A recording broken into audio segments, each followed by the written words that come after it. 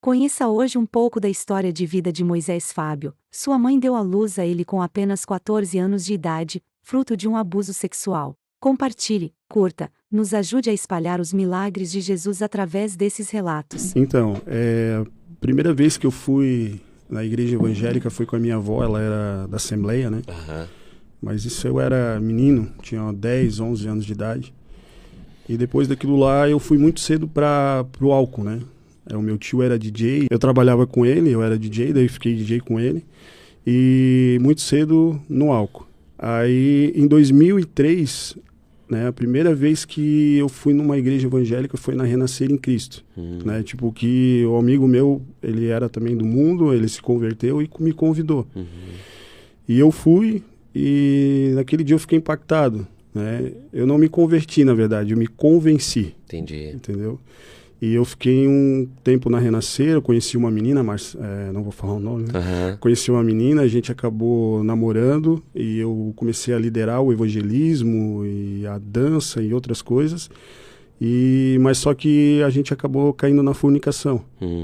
E não demorou muito, eu caí de volta, saí, fui pro mundo. E ali, naquele tempo ali, eu comecei a vida do crime. Sério? É. Mas do nada, assim? Então, as companhias, né?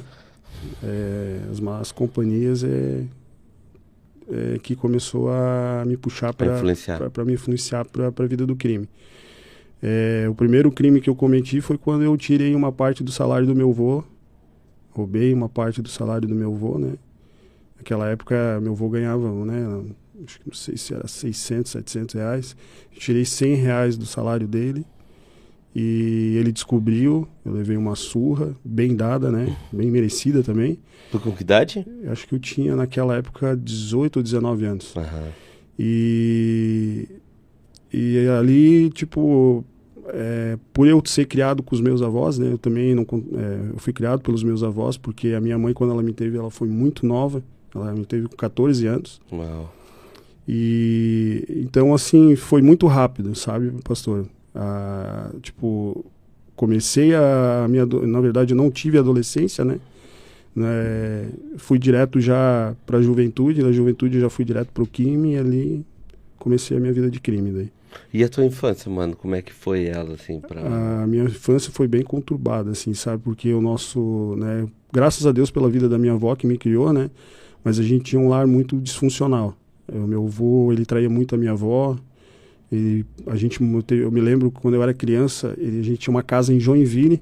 Aham. Eu fui nasci em Blumenau, né? E a gente foi embora para Joinville.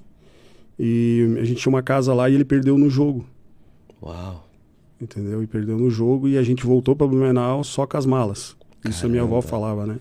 Misericórdia. Então, assim, a minha avó ela foi uma guerreira. Foi uma guerreira, assim, ela lutou muito, né? Para ter as coisas. Mas mesmo assim, mesmo com ela do meu lado e com meu avô, eu não consegui firmar num caminho, sabe?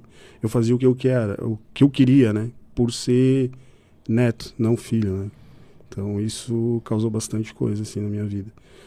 Mas até pouco tempo atrás, quando eu fiz o primeiro Celebrando, depois que eu fui saber, né? Tipo assim, o pastor também fez o Celebrando, Sim. né? A rejeição, para mim, era uma coisa muito forte. A orfandade também, entendeu? Por não ter nunca, tipo, ter a imagem do pai, né? Eu tinha a imagem do meu avô, mas o meu avô, ele, tipo, como é que eu vou dizer ele era mais na dele, entendeu? Né? Tinha os erros dele também. E eu nunca tive a imagem do pai dizendo assim, filho, eu não quero que você faça isso. Entendi. Entendeu? Eu era liberal, entendeu? Fazia o que eu queria. E daí, depois, quando eu comecei a fazer o Celebrando, que eu descobri que a minha mãe, a minha vinda foi algo forçado, entendeu? Não foi com o consentimento dela. A pessoa que abusou dela trabalhava com ela na Hering, em Blumenau. E foi onde que eu vinha a nascer, entendeu? Nossa. Foi através de um abuso sexual na minha mãe. E naquela época, por ser muito, muito tempo atrás, né, tipo, ela teve vergonha de denunciar, porque naquela época é capaz de dizer que era mentira dela, entendeu? Mas Aí eu fiquei sabendo disso. Mas e nessa transição ali de criança para adolescência, tu não tinha o acompanhamento dela perto de ti? Não, não porque ela casou com uma pessoa lá em Joinville. Aí teve meu irmão, o Alexandre, né, que é o do meio. Mas mesmo assim ela não, por causa daquele trauma, ela não conseguia, tipo, ter a relação normal com a pessoa, sabe? Com o homem. Tanto que hoje em dia ela vive com uma mulher. Nossa. Mas eu tenho certeza que Deus um dia vai tocar Amém. no coração dela e vai... Em nome de Jesus. Amém, né? Nada forçado. Eu amo ela do mesmo jeito. Amém, amém. Perdoei ela por tudo que ela fez, entendi o que ela passou. Sim. Entendeu? Porque eu tinha uma mágoa muito grande no meu coração. Por ela nunca, tipo, querer ficar do meu lado. Porque eu me lembro quando eu era criança, eu pedi pra morar com ela. E ela não quis morar comigo. Não quis deixar eu morar com ela. E aquilo pra mim foi, né, uma coisa, uma patada, assim, sabe? E isso, querendo ou não, trouxe muitas coisas pra minha juventude, né, quando eu comecei a ser adulto e tudo mais, né? Tipo, acho que muitas feridas, assim. Mas graças a Deus, Deus tem curado todas elas, assim, na minha vida. E a imoralidade em si, ela te perseguiu também, mano? Ao longo da adolescência, da juventude? O pastor diz em questão de... Enfim, porque isso aí sempre tem uma raiz, né? Em relação a abusos e coisas, né? E daí, tipo, sem entendimento, não quer dizer que de repente você possa ter sido abusado.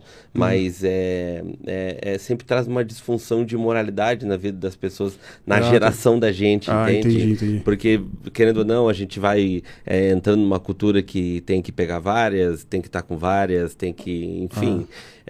isso na tua vida não te perseguiu? Sim, não, perseguiu. Eu não podia ficar sozinho, sabe?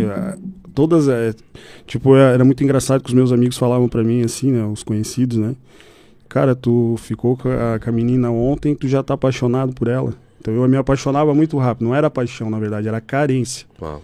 Entendeu? Então, até na minha esposa hoje, antes da gente voltar pra igreja, eu sufocava ela muito.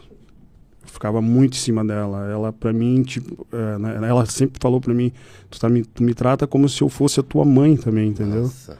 Então, assim, era uma carência muito forte, né? Era algo muito forte. Mas graças a Deus, Deus limpou muita coisa e tem limpado ainda dentro de mim, sabe? Curado, me transformado, entendeu? Hoje, verdadeiramente, sou um homem dentro da minha casa, né? Um sacerdote. Amém. Dentro do meu lar. Amém, amém. E me diz uma coisa, mano. Você falou que muito cedo você foi pro crime, né? Uhum. E como é que foi essa caminhada aí? Essa trajetória? Então, a vida do crime eu comecei no estelionato, né? Eu, muito cedo, comecei a dar golpe com o pessoal lá de Blumenau.